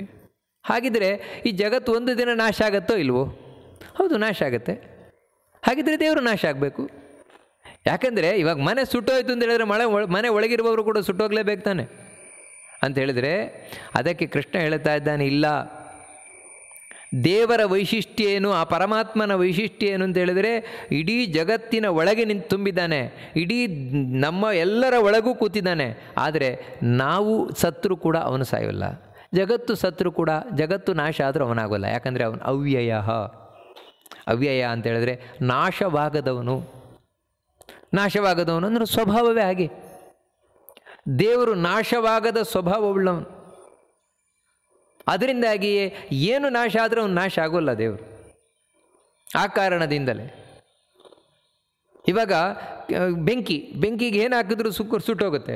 ಆದರೆ ಯಾವುದೋ ಒಂದು ವಸ್ತು ಇದೆ, ಅದು ಬೆಂಕಿಗೆ ಹಾಕಿದರೆ ಸುಡುವುದಿಲ್ಲ. ಯಾಕೆ ಬೆಂಕಿಗೆ ಹಾಕಿದರೆ ಅದು ಸುಡೋಲ್ಲ ಅಂದರೆ, ಅಯ್ಯೋ ಅದಿರುವುದೇ ಹಾಗೆ, ಅದರ ಕ್ಯಾರೆಕ್ಟರಿಸ್ಟಿಕ್ಕೇ ಹಾಗೆ, ಅದರ ಸ್ವಭಾವವೇ ಹಾಗೆ. ಬೆಂಕಿಗೆ ಹಾಕಿದರೆ ಸುಡೋಲ್ಲ ಅದು. ಹಾಗೆಯೇ ದೇವರು ಇಡೀ ಜಗತ್ತು ನಾಶ ಆದರೂ ನಾಶ ಆಗದವ. ಯಾಕ್ರಿ ನಾಶ ಆಗೋಲ್ಲ? ಈ ಎಲ್ಲವೂ ನಾಶ ಆಗುತ್ತಂತೆ, ದೇವರು ಮಾತ್ರ ಯಾಕೆ ನಾಶ ಆಗೋಲ್ಲ ಅಂತ ಹೇಳಿದ್ರೆ ಅದಕ್ಕೆ ಅವನನ್ನು ಈಶ್ವರ ಅಂತ ಕರೆಯೋದು. ಅದನ್ನು ಹೇಳ್ತಾನೆ, ಅವ್ಯಯ ಈಶ್ವರ, ಅದಕ್ಕೆ ಅವನನ್ನು ಈಶ್ವರ ಅಂತ ಕರೆಯೋದು. ಏನು ಈಶ್ವರ ಅಂತ ಹೇಳಿದ್ರೆ, ಈಶಾ ಅಂತ ಹೇಳಿದ್ರೆ ಕಂಟ್ರೋಲರ್ಸ್, ನಿಯಂತ್ರಣವನ್ನು ಮಾಡುವವರು. ಈ ಜಗತ್ತನ್ನು ನಿಯಂತ್ರಣ ಮಾಡುವವರಿಗೂ ನಿಯಂತ್ರಣ ಮಾಡ್ತಾ ಇರುವವನು ಇವನೇ. ಅಂದರೆ ಇಡೀ ಜಗತ್ತೇ ಇವನ ನಿಯಂತ್ರಣದಲ್ಲಿದೆ. ಹಾಗಿರಬೇಕಾದ್ರೆ ಇವನು ಸ್ಪೆಷಲ್ ಆಗಿರಬೇಕಾದ್ರೆ ಇವರೆಲ್ಲರಿಗಿಂತಲೂ ಹೇಗ್ರಿ ಇವನು ಇಡೀ ಜಗತ್ತು ನಾಶ ಆದರೆ ಇವನು ನಾಶ ಆಗಬೇಕು? ಹೇಗೆ ಅಂತ ಹೇಳಿದರೆ, ಒಂದು ಮನೆ ಇದೆ, ಮನೆ ಒಳಗೆ ಇಬ್ಬರಿದ್ದಾರೆ. ಆ ಮನೆಗೆ ಬೆಂಕಿ ಬಿದ್ದುಬಿಡ್ತು. ಒಬ್ಬ ಸತ್ತೇ ಹೋದ, ಇನ್ನೊಬ್ಬನಿಗೆ ಏನೂ ಆಗಲೇ ಇಲ್ಲ. ಅಕ್ಕಪಕ್ಕ ಕೂತಿದ್ರು ಕೂಡ ಒಬ್ಬ ಸತ್ತೋದ, ಇನ್ನೊಬ್ಬನಿಗೆ ಏನೂ ಆಗಲಿಲ್ಲ. ಯಾಕ್ರಿ? ಅದು ಹೇಗ್ರಿ ಸಾಧ್ಯ? ಬೆಂಕಿ ಬಿದ್ದಾಗಿಬ್ಬರು ಸಾಯಲೇಬೇಕಲ್ವ ಅಂದ್ರೆ ಇಲ್ಲ. ಒಬ್ಬ ಯಾಕೆ ಸತ್ತಿಲ್ಲ ಅಂತ ಹೇಳಿದ್ರೆ ಅವನು ಸ್ಪೆಷಲ್ ಆಗಿದ್ದಾನೆ ಇನ್ನೊಬ್ಬರಿಗಿಂತ. ಏನು ಅಂದರೆ ಅವನಿಗೆ ಅಗ್ನಿಸ್ತಂಭನ ವಿದ್ಯೆ ಗೊತ್ತಿದೆ. ಅಗ್ನಿಸ್ತಂಭನ ವಿದ್ಯೆ, ಜಲಸ್ತಂಭನ ವಿದ್ಯೆ, ಅಗ್ನಿಸ್ತಂಭನ ವಿದ್ಯೆ ಅಂದರೆ ಅಗ್ನಿಯನ್ನು ಯಾವ ರೀತಿ ತಡಿಬೇಕು ಅವನಿಗೆ ಗೊತ್ತಿದೆ. ತನ್ನ ಮೇಲೆ ಬರದ ಹಾಗೆ ಯಾಕೆ ಮಾಡ್ಕೊಳ್ಬೇಕು ಗೊತ್ತಿದೆ, ಮಂತ್ರಗಳೆಲ್ಲ ಗೊತ್ತಿದೆ, ಮಂತ್ರ ಸಿದ್ಧಿ ಇದೆ ನೋಡಿ. ಅದರಿಂದಾಗ ಅವನಿಗೆ ಬೆಂಕಿ ಬರದ ಹಾಗೆ ತಡ್ಕೊಳ್ತಾನೆ, ತನ್ನನ್ನು ಕಾಪಾಡ್ಕೊಳ್ತಾನೆ. ಆ ಸಾಮರ್ಥ್ಯ ಇದೆಯಲ್ವ. ಅದಕ್ಕಾಗಿಯೇ ಮನೆಯೊಳಗೆ ಇದ್ದ ಕೂಡಲೇ ಸುಟ್ಟು ಹೋಗಬೇಕು ಅಂತಿಲ್ವಲ್ಲ. ಹಾಗೆಯೇ ಜಗತ್ತಿನೊಳಗೆ ಇದ್ದ ಕೂಡಲೇ ನಮ್ಮೆಲ್ಲರನ್ನು ನೋಡ್ಕೊಳ್ತಾ ಇದ್ದ ಕೂಡಲೇ ಜಗತ್ತು ನಾಶ ಆದರೂ ದೇವರು ನಾಶ ಆಗಬೇಕಾಗಿಲ್ಲ. ಅಂದರೆ ಅಂಥ ಸ್ಪೆಷಲ್ ಶಕ್ತಿ ಇದೆ ದೇವರಲ್ಲಿ. ಅದಕ್ಕಾಗಿ ಅವನನ್ನು ಪರಮಾತ್ಮ ಅಂತ ಕರೆಯೋದು, ಸರ್ವೋತ್ತಮ ಅಂತ ಕರೆಯುವಂಥದ್ದು. ಸರಿ, ಇವಾಗ ನಾವೇನು ಮಾಡಬೇಕಾಗಿದೆ ಅಂತ ಹೇಳಿದರೆ ಕೃಷ್ಣ ಹೇಳ್ತಾನೆ, ಯಸ್ಮಾತ್ ಕ್ಷರಮತೀತೋಹಂ ಅಕ್ಷರಾದಪಿ ಚೋತ್ತಮಃ ಅತೋಸ್ಮಿ ಲೋಕೆ ವೇದೇ ಚ ಪ್ರಥಿತ ಪುರುಷೋತ್ತಮಃ. ಸ್ಪಷ್ಟವಾಗಿ ಇಲ್ಲಿ ತಿಳಿಸ್ಕೊಂಡು ಹೋಗ್ತಾ ಇದ್ದಾನೆ. ಅಂದರೆ ಏನಂದರೆ ಈ ವಿಷಯದಲ್ಲಿ ನಮಗೆ ಯಾವತ್ತೂ ಭ್ರಮೆ ಬರಬಾರದು. ಅದಕ್ಕೆ ಸ್ಪಷ್ಟ ತಿಳಿಸ್ತಾ ನೋಡಿ, ಈ ರೀತಿ ನಾರಾಯಣ ಇದ್ದಾನೆ, ಅವನೇ ಜಗತ್ತಿನಲ್ಲಿ ಸರ್ವೋತ್ತಮನಾಗಿದ್ದಾನೆ, ಅವನಿಂದಾಗಿಯೇ ಜಗತ್ತು ನಿಂತಿದೆ. ಅಂದರೆ ಇವತ್ತಿದೆ, ನಾಳೆ ನಾಶ ಆಗುತ್ತೆ, ಮತ್ತೆ ಸೃಷ್ಟಿಯಾಗತ್ತೆ, ಎಲ್ಲ ಇವನಿಂದಲೇ. ಈ ಜಗತ್ತು ನಾಶ ಆದರೂ ಅವನು ನಾಶ ಆಗೋಲ್ಲ. ಯಾಕಂದರೆ ಅವನು ಸ್ಪೆಷಲ್ ಆಗಿರುವವನು. ಇಂಥ ನಾರಾಯಣ ಮತ್ತಾರೂ ಅಲ್ಲ, ನಾನೇ ಅಂತ ಹೇಳ್ತಾ ಇದ್ದಾನೆ ಕೃಷ್ಣ. ಯಸ್ಮಾತ್ ಕ್ಷರಮತೀತೋಹಂ, ಯಾವ ಕಾರಣದಿಂದಾಗಿ ನಾನು ಆ ಕ್ಷರಪುರುಷನನ್ನು ಮೀರಿ ನಿಂತಿದ್ದೇನೆ. ಅಂದರೆ ಬ್ರಹ್ಮಾದಿ ಸಮಸ್ತ ದೇವತೆಗಳನ್ನು, ಮನುಷ್ಯರನ್ನು, ಯಕ್ಷರನ್ನು, ರಾಕ್ಷಸರನ್ನು, ಗಂಧರ್ವರನ್ನು ಎಲ್ಲರನ್ನು ಮೀರಿ ನಿಂತಿದ್ದೇನೆ. ಮೀರಿ ನಿಲ್ಲುವುದು ಅಂತ ಹೇಳಿದ್ರೆ ಏನರ್ಥ? ಅವರಿಗೇನು ಪ್ರಾಬ್ಲಮ್ಸ್ ಇದೆ ಅದು ಯಾವುದು ನನಗಿಲ್ಲ. ಏನು ಸಮಸ್ಯೆ ಇದೆ? ಒಂದು ದಿನ ಹುಟ್ಟಿದೆ, ಆಮೇಲೆ ಸಾವಿದೆ, ಕಷ್ಟ ಇದೆ, ಮತ್ತು ಹಸಿವು, ಬಾಯಾರಿಕೆ ಎಲ್ಲ ಇದೆ ಅವರಲ್ಲಿ, ಮತ್ತು ಅಸ್ವತಂತ್ರ, ಇನ್ನೊಬ್ಬರ ಕೈ ಕೆಳಗಿರೋದು, ದೇವರ ಕೈ ಕೆಳಗಿರೋದು. ನನಗಿದು ಯಾವುದೂ ಇಲ್ಲ. ಅದೆಲ್ಲವನ್ನು ಮೀರಿ ನಿಂತವನು ನಾನು. ಇದರಿಂದ ಏನಾಯಿತು ಅಂತ ಹೇಳಿದರೆ, ನಾವು ದೇವರನ್ನು ಎಲ್ಲ ದೇವತೆಗಳಲ್ಲಿ ಒಬ್ಬ ಅಂತ ತಿಳ್ಕೊಳ್ಳಿಕ್ಕಿಲ್ಲ. ಕೃಷ್ಣನನ್ನು ನಾರಾಯಣನ, ಅವನು ಕೂಡ ಒಬ್ಬ ದೇವತೆ ಎಲ್ಲರಾಗೆ. ಇವಾಗ ಬ್ರಹ್ಮ ಇದ್ದಾಗೆ, ಶಿವ ಇದ್ದಾಗೆ, ರುದ್ರ ಇವನು ಒಬ್ಬ ದೇವತೆ, ಕೃಷ್ಣನು ಒಬ್ಬ ದೇವತೆ. 10 ರೊಟ್ಟಿಗೆ 11 ಆ ರೀತಿ ತಿಳ್ಕೊಳ್ಬೇಡಿ ನನ್ನನ್ನು. ಯಾಕಂತ ಹೇಳಿದ್ರೆ ನಾನು ಇವರೆಲ್ಲರಿಗಿಂತಲೂ ಬೇರೆಯಾಗಿರುವ ಸ್ಪಷ್ಟ ತಿಳಿಸ್ತಾ ಇದ್ದಾನೆ. ಇದು ಅರ್ಥವೇ ಆಗಬೇಕಾದ ವಿಷಯ. ಮತ್ತು ಇನ್ನೊಂದೇನು ಅಂತ ಹೇಳಿದರೆ, ಅಕ್ಷರಾದಪಿ ಚೋತ್ತಮ. ಅಕ್ಷರ ಅಂತ ಕರೆಯಲ್ಪಡುವವಳು ಯಾರು? ಲಕ್ಷ್ಮಿ. ಅವಳಿಗಿಂತ ನಾನು ಉತ್ತಮನಾಗಿದ್ದೇನೆ. ಅಂದರೆ ಅವಳನ್ನು ಮೀರಿ ನಿಂತಿದ್ದೇನೆ ಅಂತ ಹೇಳ್ತಾ ಇಲ್ಲ. ಕಾರಣ ಏನು ಅಂತ ಹೇಳಿದರೆ, ಲಕ್ಷ್ಮಿಗೂ ಕೂಡ ಈ ಜಡದೇಹ ಬರುವುದಿಲ್ಲ, ನಮ್ಮ ಹಾಗೆ ಹುಟ್ಟಿಲ್ಲ, ಸಾವಿಲ್ಲ, ದುಃಖ ಇಲ್ಲ. ಅವಳಿಗೂ ಕೂಡ ನಾವು ಹಿಂದೆ ಕೇಳಿದ್ದಲ್ವ, ಆ ರೀತಿ ಅವಳಿಗೂ ಏನು ಪ್ರಾಬ್ಲಮ್ಸ್ ಇಲ್ಲ. ಆದರೆ ಅವಳಿಗಿಂತ ನಾನು ಉತ್ತಮನಾಗಿದ್ದೇನೆ. ಉತ್ತಮ ಯಾವ ರೀತಿ ಅಂತ ಹೇಳಿದ್ರೆ, ಹೌದು, ಲಕ್ಷ್ಮಿಗೆ ನಮ್ಮ ಹಾಗೆ ಸಮಸ್ಯೆಗಳಿಲ್ಲ, ದೇಹ ಬರೋಲ್ಲ. ಯಾಕೆ ಅಂತ ಹೇಳಿದ್ರೆ ನನ್ನ ಅನುಗ್ರಹದಿಂದಾಗಿ. ಅವಳಿಗೆ ಯಾವುದೇ ದುಃಖ ಇಲ್ಲ. ಯಾಕೆ? ನನ್ನ ಅನುಗ್ರಹದಿಂದಾಗಿ. ಲಕ್ಷ್ಮಿ ಎಲ್ಲ ಮಾಡ್ತಾಳೆ ಅವಳು. ಯಾಕೆ? ನನ್ನ ಅನುಗ್ರಹದಿಂದಾಗಿ. ಹೀಗೆ ನೋಡಿ, ಲಕ್ಷ್ಮಿ ಏನು ಯಾಕೆ ಈ ರೀತಿ ಅಂದರೆ ಬರೀ ಕಡೆಗಣ್ಣ ನೋಟದಿಂದ, ತನ್ನ ಕಡೆಗಣ್ಣ ನೋಟದಿಂದ ಎಲ್ಲ ಮಾಡಬಲ್ಲಳು. ಆದರೆ ಅದಕ್ಕಿಂತ ಮುಂಚೆ ನಾರಾಯಣನನ್ನು ನೋಡಿ ಅವನ ಆಜ್ಞೆಯನ್ನು ಪಡೆದು ಮಾಡ್ತಾಳು ಅವಳು. ಇಲ್ಲದಿದ್ದರೆ ಸ್ವಂತ ಸಾಮರ್ಥ್ಯದಿಂದ ಮಾಡುವುದಲ್ಲ, ನಾರಾಯಣ ಕೊಟ್ಟ ಸಾಮರ್ಥ್ಯ. ಅದನ್ನೇ ಇಲ್ಲಿ ಸ್ಪಷ್ಟ ತಿಳಿಸ್ತಾ ಇದ್ದಾನೆ. ಅಕ್ಷರಾದಪಿ ಚೋತ್ತಮ, ನಾನು ಅಕ್ಷರಳು ಎಂದು ಕರೆಯಲ್ಪಡುವಂತಹ ಲಕ್ಷ್ಮಿಯನ್ನೂ ಕೂಡ ಮೀರಿ ನಿಂತಿದ್ದೇನೆ. ಅದರಿಂದಾಗಿಯೇ ಅತಃ, ಈ ಕಾರಣದಿಂದಾಗಿಯೇ, ಅಂದರೆ ಇಷ್ಟೆಲ್ಲ ಕಾರಣಗಳಿರುವುದರಿಂದಾಗಿ ಲೋಕೇ ವೇದೇಚ, ಲೋಕಗಳಲ್ಲಿ, ವೇದಗಳಲ್ಲಿ, ವೇದ ಅಂತ ಹೇಳಿದರೆ ಋಗ್ವೇದ, ಯಜುರ್ವೇದ, ಸಾಮವೇದ, ಅಥರ್ವವೇದ, ಇವೇ ಮೊದಲಾದ ಅನಂತ ವೇದಗಳು, ಅದರೆಲ್ಲದರಲ್ಲಿಯೂ ಕೂಡ ಲೋಕೆ, ಲೋಕ ಅಂತ ಹೇಳಿದರೆ ಪೌರುಷೇಯವಾಗಿ ಅಂತ ಹೇಳಿದರೆ ಮಹಾಭಾರತ, ರಾಮಾಯಣ, ಪುರಾಣಗಳು, ಇವುಗಳನ್ನೆಲ್ಲ ನೀವು ತೆಗೆದು ನೋಡಿದರೆ ಒಟ್ಟಿಗೆ ಇದರ ಸಾರಾಂಶ ಏನು ಅಂತೇಳಿದರೆ ಪುರುಷೋತ್ತಮ ಪ್ರಥಿತ. ಪುರುಷೋತ್ತಮ ಅಂತ ಕರೆಯಲ್ಪಡ್ತಾ ಇರುವನು ನಾನೇ, ಅದೇ ಸರ್ವೋತ್ತಮ.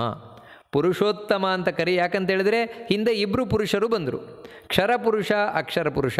ಅದರಲ್ಲಿ ಇಡೀ ಜಗತ್ತು ಬಂದುಬಿಡ್ತು, ಸರ್ವ ಎಲ್ಲವೂ ಬಂದುಬಿಡ್ತು. ಆ ಸರ್ವಕ್ಕಿಂತಲೂ ಉತ್ತಮನಾದವನು ಸರ್ವೋತ್ತಮ.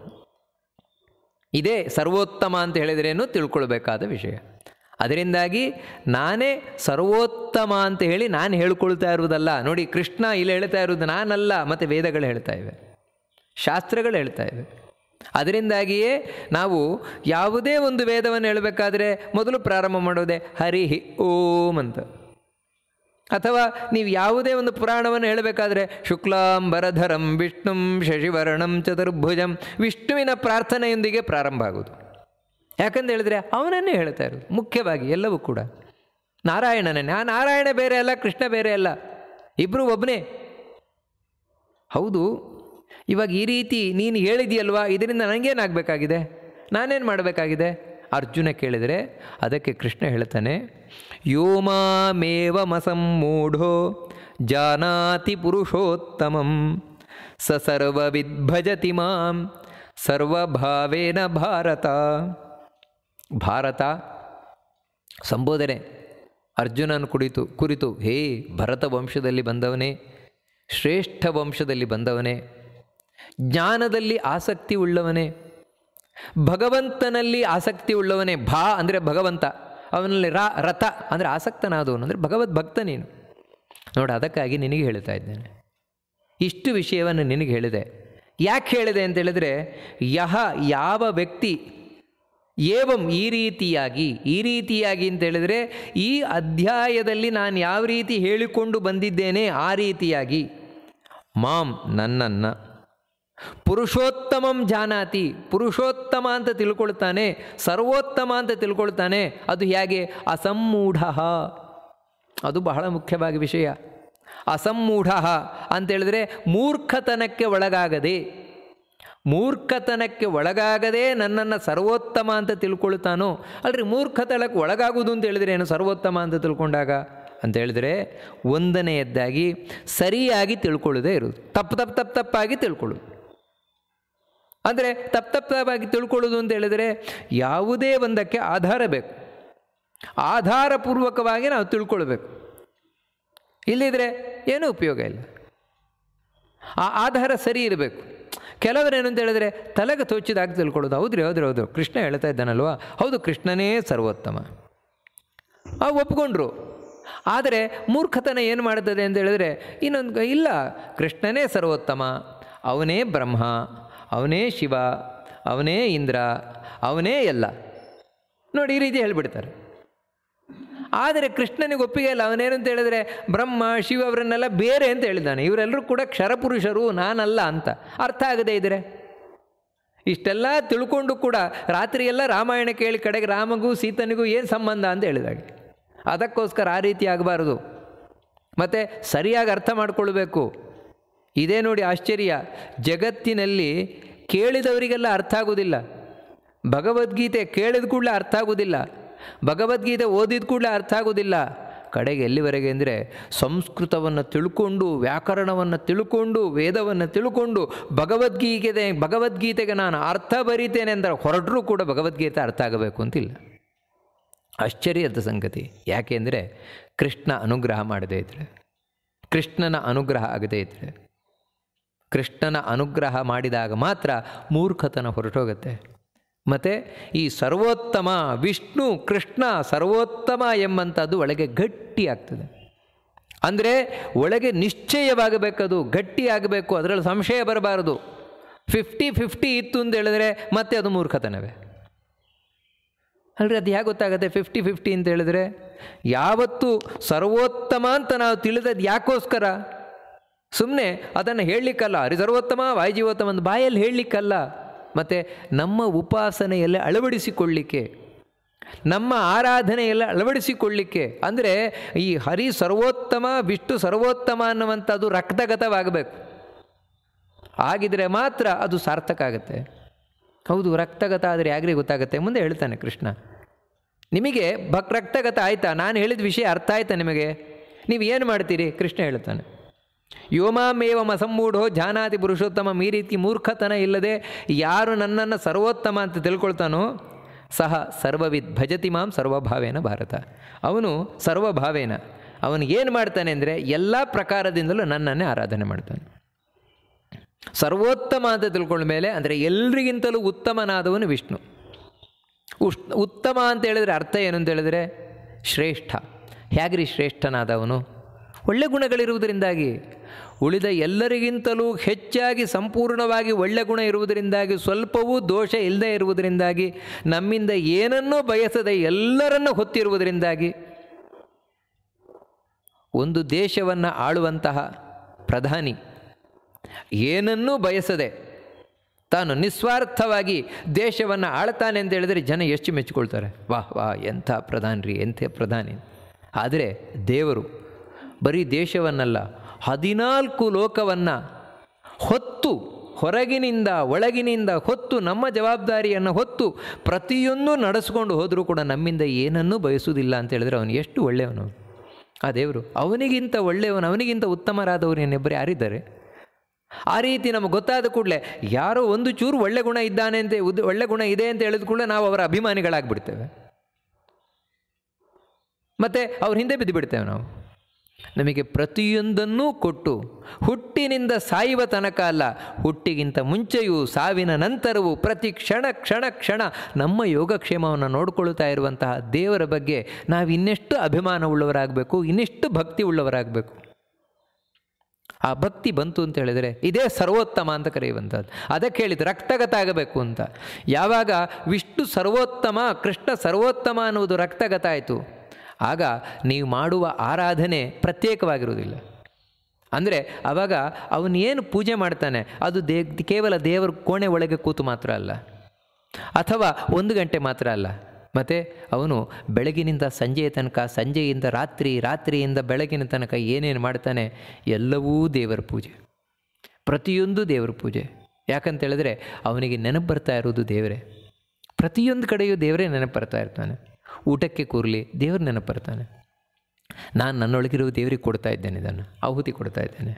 ಸ್ನಾನ ಮಾಡಬೇಕಾದ್ರೆ ದೇವ್ರ ನೆನಪಾಗ್ತಾನೆ, ನನ್ನೊಳಗಿರುವ ದೇವರಿಗೆ ನಾನು ಸ್ನಾನ ಮಾಡಿಸ್ತಾ ಇದ್ದೇನೆ. ಮಾತಾಡ್ತಾ ಇರಬೇಕಾದ್ರೆ ನಾನು ದೇವರನ್ನು ಹೊಗಳ್ತಾ ಇದ್ದೇನೆ. ಇದನ್ನೇ ಹೇಳುವಂಥದ್ದು, ಸುಲಭ ಪೂಜೆಯ ಮಾಡಿ ಬಲವಿಲ್ಲದವರು ನಳಿನ ನಾಭನ ಪಾದ ಪದುಮ ಸೇವಕರು. ಇದೇ ಹೇಳುವಂಥದ್ದು ಸುಲಭ ಪೂಜೆ. ಸುಲಭ ಪೂಜೆಗೆ ಅಂದರೆ ದೇವರ ಪೂಜೆಗೆ ಬೇಕಾದದ್ದು ಹೊರಗಿನ ಸಲಕರಣೆ ಅಲ್ಲ, ಮಂತ್ರ ಅಲ್ಲ, ತಂತ್ರ ಅಲ್ಲ, ಮತ್ತು ಒಳಗಿನ ಭಕ್ತಿ. ಆ ಭಕ್ತಿ ಎನ್ನುವಂಥದ್ದು ನಮಗೂ ದೇವರಿಗೂ ಇರುವಂತಹ ಒಂದು ಬಿಡಲಾರದ ಸ್ನೇಹ, ನಂಟು. ಅಂದರೆ ದೇವರು ನಮಗೆ ಎಷ್ಟು ಇಷ್ಟ ಆಗ್ತಾನೆ ಅಷ್ಟು ನಮ್ಮ ನೆನಪಿಗೆ ಬರ್ತಾ ಇರ್ತಾನೆ. ಎಷ್ಟು ನೆನಪಿಗೆ ಬರ್ತಾ ಇರ್ತಾನೆ ಅಷ್ಟು ನಮ್ಮ ಪೂಜೆ ಆಗ್ತಾ ಇರ್ತದೆ. ಆ ರೀತಿ ಆಗುತ್ತೆ. ಅದಕ್ಕೆ ಅವನು ಮಾಂ ಭಜತಿ ಸರ್ವಭಾವೇನ, ಅವನು ಎಲ್ಲ ರೀತಿಯಿಂದಲೂ ನನ್ನ ಆರಾಧನೆ ಮಾಡ್ತಾನೆ. ಅವನು ಕೂತಿದ್ದು ದೇವರ ಆರಾಧನೆ, ನಿಂತಿದ್ದು ದೇವರ ಆರಾಧನೆ, ಮಲಗಿದ್ದು ದೇವರ ಆರಾಧನೆ, ನೋಡಿದ್ದು ದೇವರ ಆರಾಧನೆ. ಯಾಕಂದರೆ ಎಲ್ಲ ಕಡೆ ದೇವರೇ ನೆನಪಾಗ್ತಾ ಇರ್ತಾನೆ. ದೇವರು ಮಾಡುವ ಉಪಕಾರವನ್ನು ಯಾವತ್ತೂ ನೆನಪು ಮಾಡ್ಕೊಳ್ತಾ ಇರ್ತಾನೆ ಅವನು. ಅದರಿಂದಾಗಿಯೇ ಅವನು ಸರ್ವವಿತ್, ಅವನು ಸರ್ವಜ್ಞನಾಗ್ತಾನೆ, ಜ್ಞಾನಿ ಆಗ್ತಾನೆ ಅಂತ ಕೃಷ್ಣ ಹೇಳ್ತಾ ಇದ್ದಾನೆ. ಇದೇ ಬೇಕಾದದ್ದು. ಇವಾಗ ಅವರೊಬ್ಬರು ದೊಡ್ಡ ಜ್ಞಾನಿಗಳ್ರಿ, ಅವರು ಸರ್ವಜ್ಞರು, ಜ್ಞಾನಿಗಳಾದದ್ದು ಹೇಗೆ? ಹೀಗೇನೆ ದೇವರು ಯಾರಿಗೆ ಹೆಚ್ಚು ನೆನಪಾಗ್ತಾ ಇರ್ತಾನೆ, 24 ಗಂಟೆಯಲ್ಲಿ ಯಾರು ಮ್ಯಾಕ್ಸಿಮಮ್ ದೇವರನ್ನು ನೆನಪು ಮಾಡ್ಕೊಳ್ತಾನೆ ಅಂದರೆ 23 ಗಂಟೆ ಯಾರಿಗೆ ದೇವರು ನೆನಪಾಗ್ತಾ ಇದ್ದಾನೆ, ಬೇಡ 20 ಗಂಟೆ ಯಾರಿಗೆ ದೇವರು ನೆನಪಾಗ್ತಾ ಇದ್ದಾನೆ ಅಂದರೆ ಯಾವಾಗಲೂ ದೇವರೇ ದೇವರೇ ದೇವರೇ ಒಳಗಿನಿಂದ. ಅಂದರೆ ಕೃಷ್ಣ ಕೃಷ್ಣ ಕೃಷ್ಣ ಅಂತ ಬರೀ ಮೆಕ್ಯಾನಿಕಲ್ ಆಗಲ್ಲ, ಒಳಗಿನಿಂದ ಆ ದೇವರ ಬಗ್ಗೆ ಪ್ರೀತಿ, ಅವನ ಬಗ್ಗೆ ಬಿಡಲಾರದ ನಂಟು, ಅವನೇ ಜ್ಞಾನಿ. ಆ ರೀತಿ ಆಗ್ತಾನೆ ಅವನು. ಅಂದರೆ ದೊಡ್ಡ ಜ್ಞಾನಿ ಆಗಬೇಕು ಅಂತ ಹೇಳಿದ್ರೆ ನಾವು ಏನು ಮಾಡಬೇಕಾಗಿದೆ ಹೇಳ್ತಾನೆ. ಹೌದು, ದೇವರ ಆರಾಧನೆ ಮಾಡಿದೆ, ಜ್ಞಾನಿ ಆದರೆ ಏನು ಲಾಭ ಆಯ್ತು ಇದರಿಂದ? ಅದನ್ನು ಕೃಷ್ಣ ಕಡೆಗೆ ತುಂಬ ಚಂದವಾಗಿ ಹೇಳ್ತಾನೆ. ಇತಿ ಗುಹ್ಯತಮಂ ಶಾಸ್ತ್ರಂ ಇದಮುಕ್ತಂ ಮಯಾ ನಘ ಏತದ್ಬುದ್ಧ್ವಾ ಬುದ್ಧಿಮಾನ್ ಸ್ಯಾತ್ ಕೃತಕೃತ್ಯಶ್ಚ ಭಾರತ. ಮತ್ತೆ ಇಲ್ಲಿ 2 ಭಾರತ ಅನಘ. ನೋಡು ಅರ್ಜುನ, ಮತ್ತೆ ನಿನಗೆ ಹೇಳ್ತಾ ಇದ್ದೇನೆ, ನೀನು ದೇವ್ರ ಭಕ್ತನಿದ್ಯಾ, ಅದೇ ಭಾರತ, ಜ್ಞಾನದಲ್ಲಿ ಆಸಕ್ತ ಉಳ್ಳವನಾಗಿದ್ದೀಯ ನೀನು. ನಾನು ನಿನಗೆ ಹೇಳಿದ್ನಲ್ವ, ಇತಿ ಅಂತ ಹೇಳಿದರೆ ಇಲ್ಲಿಯವರೆಗೆ ನಾನು ಹೇಳಿದ್ದು. ಗುಹ್ಯತಮಂ ಶಾಸ್ತ್ರಂ, ಬರಿಯ ರಹಸ್ಯ ಅಲ್ಲ, ಮತ್ತು ಅತ್ಯಂತ ರಹಸ್ಯ. ಎಲ್ಲಿವರೆಗೆ ಅಂತ ಹೇಳಿದ್ರೆ ಇದನ್ನು ಬೇರೆಯವರಿಗೆ ಹೇಳಲೇಬಾರ್ದು. ಮತ್ತು ನೀವು ಹೇಳ್ತಾ ಇದ್ದೀರಲ್ವ, ಇದನ್ನು ಎಲ್ರಿಗೂ ಹೇಳ್ತಾ ಇದ್ದೀರಲ್ವ, ಮತ್ತು ಇದೇನು ರೀ, ಇದು ಏನು ರಹಸ್ಯ ಅಂತ ಹೇಳ್ತಾ ಇದ್ದೀರಿ ಅಂತ ಹೇಳಿದರೆ ಇದನ್ನು ಹೇಳಿದರೂ ಅರ್ಥ ಆಗೋಲ್ಲ. ಮತ್ತೇನೆಂದರೆ ಅನುಭವಿಸಿದಾಗ ಮಾತ್ರ ಅರ್ಥ ಆಗ್ತದೆ.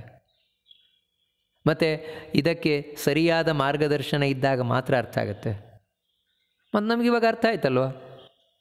ನಿಮಗೆ ಅರ್ಥ ಆದದ್ದು ಶಬ್ದ ಮಾತ್ರ, ಶಬ್ದ ಮಾತ್ರ ಅರ್ಥ ಆಯ್ತಷ್ಟೇ ಹೊರತು ಅರ್ಥದ ಅರ್ಥ ಗೊತ್ತಾಗಲಿಲ್ಲ, ಪರಮಾರ್ಥ ಏನು ಅಂತ ಗೊತ್ತಾಗಲಿಲ್ಲ. ಯಾಕಂದರೆ ಅದು ಗೊತ್ತಾಗಬೇಕು ಅಂದರೆ ಒಳಗಿನಿಂದ ಅನುಭವಿಸಬೇಕು, ಒಳಗೆ ಹೋಗಬೇಕು. ಯಾವತ್ತು ಯಾವುದನ್ನು ನಾವು ಗುಟ್ಟು ಅಂತ ಕರಿತೇವೆ ಅಂತ ಹೇಳಿದರೆ ಯಾವುದನ್ನು ರಹಸ್ಯವಾಗಿ ಒಳಗಿಟ್ಟಿರ್ತಾರೆ ಅದನ್ನೇ ಗುಟ್ಟು ಅಂತ ಹೇಳೋದು. ಹಾಗೆ ನಿಮಗೆ ಎಷ್ಟು ಹೇಳಿದರೂ ಕೂಡ ಒಳಗೆ ಹೋಗಲೇಬೇಕು, ಆಗ ಮಾತ್ರ ನಿಮಗೆ ಗೊತ್ತಾಗೋದು. ಅಂದರೆ ಕೃಷ್ಣ ಸರ್ವೋತ್ತಮ ಅನ್ನುವಂಥದ್ದು ಶಬ್ದದಿಂದ ತಿಳಿಯುವುದಲ್ಲ, ಮತ್ತು ಮನಸ್ಸಿನ ಒಳಗಿನಿಂದ ಅರಿಯುವಂಥದ್ದು, ಜೀವನದಲ್ಲಿ ನಾವು ಅನುಭವಿಸಬೇಕಾದ ಅನುಭವ. ಅದು ಯಾವಾಗ ಗೊತ್ತಾಗತ್ತೆ ಅಂದರೆ ಯಾವಾಗ ನಾವು ಕೃಷ್ಣನನ್ನೇ ನಂಬಿ ಜೀವನವನ್ನು ನಡೆಸ್ತೇವೆ, ಆಗಲೇ ಗೊತ್ತಾಗೋದು ಓ ಹೇಗೆ ವಿಷ್ಣು ಸರ್ವೋತ್ತಮ ಇದ್ದಾನೆ ಅಂತ. ಯಾಕೆ ಅಂತ ಹೇಳಿದ್ರೆ ಅವನಿಗೆ ಯಾವತ್ತೂ ಸೋಲಾಗೋಲ್ಲ, ಯಾವತ್ತೂ ಸೋಲಾಗೋಲ್ಲ ಜೀವನದಲ್ಲಿ. ಯಾಕೆ ಅಂತ ಹೇಳಿದರೆ ನ ವಾಸುದೇವ ಭಕ್ತಾನಾಂ ಅಶುಭಂ ವಿದ್ಯತೆ ಕ್ವಚಿತ್, ಇದು ಭೀಷ್ಮಾಚಾರ್ಯರು ಮಹಾಭಾರತದಲ್ಲಿ ಹೇಳಿದಾಗೆ. ಕೆಟ್ಟದಾಗುವುದೇ ಇಲ್ಲ ಅವನಿಗೆ, ಯಾಕಂದರೆ ಕೆಟ್ಟದಾಗಲಿಕ್ಕೆ ದೇವರು ಬಿಡೋಲ್ಲ. ಇದಕ್ಕೆ ಅವನನ್ನು ಸರ್ವೋತ್ತಮ ಅಂತ ಹೇಳು ದೇವರನ್ನು. ನೋಡಿ, ಈ ಕಾರಣದಿಂದಲೇ ಇದು ಅನುಭವಿಸಬೇಕಾದ ವಿಚಾರ. ಅದಕ್ಕೆ ತುಂಬ ರಹಸ್ಯವಾದದ್ದಪ್ಪ ಇದು. ಆದರೂ ನಾನು ನಿನಗೆ ಹೇಳಿದ್ದೇನೆ, ಉಕ್ತಮ್ಮಯ್ಯ, ನನ್ನಿಂದ ನಿನಗೆ ಹೇಳಲ್ಪಡ್ತಿದ್ದನ್ನು. ಯಾಕಂತ ಹೇಳಿದರೆ ನಾನು ಶಬ್ದತಃ ಹೇಳಿದರೆ ನಿನಗೆ ಒಳಗಿನಿಂದ ಅನುಭವಿಸಿ ಅರ್ಥ ಮಾಡ್ಕೊಳ್ತೀಯ ಅಂತ. ಇದು ಸೈನ್ಸ್, ಅದಕ್ಕೆ ಹೇಳೋದು ಸೈನ್ಸ್ ಅಂತ. ಸೈನ್ಸನ್ನು ಶಾಲೆಯಲ್ಲಿ ಲೆಕ್ಚರರ್ಸ್ ಹೇಳಿದರೂ ಕೂಡ ಅರ್ಥ ಆಗೋಲ್ಲ. ಯಾಕಂತ ಹೇಳಿದ್ರೆ ಅವನು ಲ್ಯಾಬೊರೇಟ್ರಿಯಲ್ಲಿ ಎಕ್ಸ್ಪೆರಿಮೆಂಟ್ ಮಾಡಬೇಕು. ಎಕ್ಸ್ಪೆರಿಮೆಂಟ್ ಮಾಡಿದಾಗಲೇ ಅವನಿಗೆ ಏನದು ಸಂಪೂರ್ಣವಾಗಿ ವಿಷಯ ಗೊತ್ತಾಗೋದು. ಆ ಸೈನ್ಸಿನ ವಿಷಯ, ಒಂದು ಕೆಮಿಸ್ಟ್ರಿಯ ವಿಷಯ ಅಥವಾ ಫಿಸಿಕ್ಸಿನ ವಿಷಯ ಅಥವಾ ಬಯಾಲಜಿಯ ವಿಷಯ ಅವನಿಗೆ ಯಾಕೆ ಗೊತ್ತಾಗುತ್ತೆ ಅಂತ ಹೇಳಿದ್ರೆ ಅವನು ಪ್ರಯೋಗಾಲಯಕ್ಕೆ ಹೋಗಿ ಪ್ರಯೋಗಾಲಯದಲ್ಲಿ ಇಂಥ ಆ್ಯಸಿಡನ್ನು ಇಂಥ ಆ್ಯಸಿಡ್ಗೆ ಹಾಕಿದಾಗ ಇಂಥ ಒಂದು ಅದಕ್ಕೆ ಉತ್ಪನ್ನ ಬರ್ತದೆ, ಪ್ರಾಡಕ್ಟ್ ಬರ್ತದೆ, ಗೊತ್ತಾದಾಗ ಓ ಹೀಗ ಅರ್ಥ ಆಗುತ್ತೆ ಅವನಿಗೆ. ಅದೇ ರೀತಿ ಫಿಸಿಕ್ಸಲ್ಲಿ ಯಾವುದೋ ಒಂದು ಇದು ಪ್ರಯೋಗವನ್ನು ಹೀಗೆ ಮಾಡಿದರೆ ಹೀಗೆ ಬರುತ್ತೆ, ಓ ಹೀಗ ಅಂದರೆ ಅನುಭವಿಸಿದಾಗ ಸ್ಪಷ್ಟ ಅರ್ಥ ಆಗುತ್ತೆ ಪ್ರಾಕ್ಟಿಕಲ್ಲಾಗಿ. ಹಾಗೆ ಇದು ನಾವು ನಮ್ಮ ಜೀವನದಲ್ಲಿ ಅನುಭವಿಸಬೇಕು, ಆಗ ಮಾತ್ರ ತಿಳಿಯುವಂಥದ್ದು. ಆದರೆ ಅನುಭವಿಸಲಿಕ್ಕೆ ನಮಗೆ ಅಡ್ಡಿಯಾಗಿರುವುದೇನು ಅಂತ ಹೇಳಿದ್ರೇ ಪಾಪ. ಪಾಪ ಬಿಡೋಲ್ಲ, ಅರ್ಥ ಆಗ್ಲಿಕ್ಕೆ ಬಿಡೋಲ್ಲ, ಒಳಗೆ ಹೋಗ್ಲಿಕ್ಕೆ ಬಿಡೋಲ್ಲ. ಅದಕ್ಕೆ ಅರ್ಜುನನಿಗೆ ಹೇಳ್ತಾ ಇರೋದು ಅನಘ ಅಂತ. ನೋಡು, ನೀನು ಪಾಪ ಕಳ್ಕೊಂಡವನು, ಅದಕ್ಕೆ ನಿನಗೆ ಅರ್ಥ ಆಗುತ್ತೆ. ಅದಕ್ಕೆ ನಾನು ನಿನಗೆ ಹೇಳ್ತಾ ಇರೋದು. ಅಂದರೆ ಈ ಗುಟ್ಟು ಯಾರ ಬಳಿ ರಟ್ಟಾಗತ್ತೆ ಅಂತ ಹೇಳಿದ್ರೆ ಯಾರು ಪಾಪವನ್ನು ಕಳ್ಕೊಂಡಿದ್ದಾರೋ ಅವರಿಗೆ. ಯಾರು ಪಾಪ ಇಟ್ಟುಕೊಂಡಿದ್ದಾರೆ ಅವರ ಪಾಲಿಗೆ ಗುಟ್ಟೆ, ಇವಾಗ ನಮ್ಮ ಪಾಲಿಗೆ ಗುಟ್ಟೆ. ಯಾವಾಗ ಇದು ತೆರೆದುಕೊಳ್ಳುತ್ತದೆ ಅಂತ ಹೇಳಿದ್ರೆ ನಾವು ಯಾವಾಗ ಪಾಪ ಕೊಳ್ಕೊಳ್ತೇವೆ ಅವಾಗ ತೆರೆದುಕೊಳ್ತಾ. ಅರ್ಥ ಆಯ್ತಾ? ಏತದ್ ಬುದ್ಧ್ವಾ, ಇದನ್ನು ಅರ್ಥ ಮಾಡಿಕೊಂಡವನು ಬುದ್ಧಿಮಾನ್ ಸ್ಯಾತ್, ಬುದ್ಧಿವಂತನಾಗ್ತಾನೆ. ಎಲ್ಲಕ್ಕಿಂತ ದೊಡ್ಡ ಬುದ್ಧಿವಂತ ಯಾರು ಅಂತ ಹೇಳಿದ್ರೆ ಯಾರು ದೇವರನ್ನು ಕಂಡ, ದೇವರ ಹತ್ರ ಮಾತಾಡಿಸಿದ, ಎಲ್ಲಿ ಒಳಗಿನಿಂದ ಒಳಹೊಕ್ಕು ದೇವರನ್ನು ಮಾತಾಡಿಸಿದ, ಅದೇ ಅಪರೋಕ್ಷ ಜ್ಞಾನಿ, ಸಿದ್ಧ ಪುರುಷ. ಅವನೇ ನಿಜವಾಗಲೂ ಈ ವಿಷಯವನ್ನು ಅರ್ಥ ಮಾಡ್ಕೊಂಡವನು. ಅಂದರೆ ಯಾರು ಕೃಷ್ಣನೇ ಸರ್ವೋತ್ತಮ, ವಿಷ್ಣುವೇ ಸರ್ವೋತ್ತಮ ಅಂತ ತಿಳ್ಕೊಳ್ತಾನೆ ಅವನು ಮಾತ್ರ ದೇವರನ್ನು ನೋಡ್ತಾನೆ, ಬೇರೆ ರೀತಿಯಿಂದಲ್ಲ. ಹೌದು, ದೇವರನ್ನು ನೋಡಿದರೆ ಏನಾಗುತ್ತೆ? ಕೃತಕೃತ್ಯಶ್ಚ ಭಾರತ, ನಿನಗೆ ದೇವರು ಈ ದೇಹ ಕೊಟ್ಟದ್ದು ಸಾರ್ಥಕ ಆಯಿತು. ಇಲ್ಲಿವರೆಗೆ ಸಾವಿರಾರು ಜನ್ಮದಿಂದ ನೀನು ಹುಟ್ಟಿ ಬಂದಿದೆಯಲ್ವ ಮನುಷ್ಯನಾಗಿ, ಅದು ಬಂದದ್ದು ಸಾರ್ಥಕ ಆಯಿತು. ಯಾಕೆ ಅಂತ ಹೇಳಿದರೆ ಈ ದೇಹದಿಂದ ಪಡೆಯಬಹುದಾದಂತಹ ಗರಿಷ್ಠ ಪ್ರಯೋಜನ ಏನು ಅಂದರೆ ಮುಕ್ತಿ, ಭಗವಂತನ ಲೋಕವನ್ನು ಹೋಗಿ ಸೇರಿ ಭಗವಂತನೊಟ್ಟಿಗೆ ಶಾಶ್ವತವಾಗಿರುವುದು, ಅದು ನಿನಗೆ ದೊರಕಿತು. ಅಲ್ಲಿಗೆ ಜನ್ಮ ಸಾರ್ಥಕ ಆಯಿತು. ಇದಿಷ್ಟನ್ನು ಈ 15ನೇ ಅಧ್ಯಾಯದಲ್ಲಿ, ಇದಕ್ಕೆ ಹೆಸರೇ ಪುರುಷೋತ್ತಮ ಯೋಗ ಅಧ್ಯಾಯ ಅಂತ. ಅಂದರೆ ಸರ್ವೋತ್ತಮ ವಿಷ್ಣು ಯಾವ ರೀತಿ ಇದ್ದಾನೆ ಅಂತ ತಿಳಿಸ್ತಾ ಇರುವಂತಹ ಅತ್ಯಂತ ಪ್ರಮುಖವಾದಂತಹ ಅಧ್ಯಾಯ. ಇಂಥ ಅಧ್ಯಾಯವನ್ನು ನಾವು ತಿಳ್ಕೊಂಡು ಕೃಷ್ಣನಿಂದ ಪ್ರಾರ್ಥನೆ ಮಾಡಿಕೊಳ್ಬೇಕಾದದ್ದು ಏನು ಅಂತ ಹೇಳಿದರೆ, ಇಂಥ ವಿಷ್ಣುವಿನ ಸರ್ವೋತ್ತಮತ್ವ, ಕೃಷ್ಣನ ಸರ್ವೋತ್ತಮತ್ವ ನನ್ನನ್ನೊಳಗೆ ಯಾವತ್ತೂ ಗಟ್ಟಿ ಮಾಡು. ನಾನು ಮೂರ್ಖತನದಿಂದ ಸರ್ವೋತ್ತಮತ್ವವನ್ನು ತಿಳ್ಕೊಳ್ಳುವಾಗ ಆಗಬಾರದು, ಮತ್ತು ಒಳಗಿನಿಂದ ತಿಳಿದು ಅನುಭವಿಸಿ ಗಟ್ಟಿಯಾಗಿ ನಿಲ್ಲುವಂತಾಗಬೇಕು ಅಂತ ಪ್ರಾರ್ಥನೆಯನ್ನು ಮಾಡ್ತಾ ಈ 15ನೇ ಅಧ್ಯಾಯವನ್ನು ಭಗವಂತನಿಗೆ, ಮಧ್ವಾಂತರ್ಗತ ಕೃಷ್ಣನಿಗೆ ಅರ್ಪಣೆಯನ್ನು ಮಾಡೋಣ. ಶ್ರೀಕೃಷ್ಣ ಅರ್ಪಣಮಸ್ತು.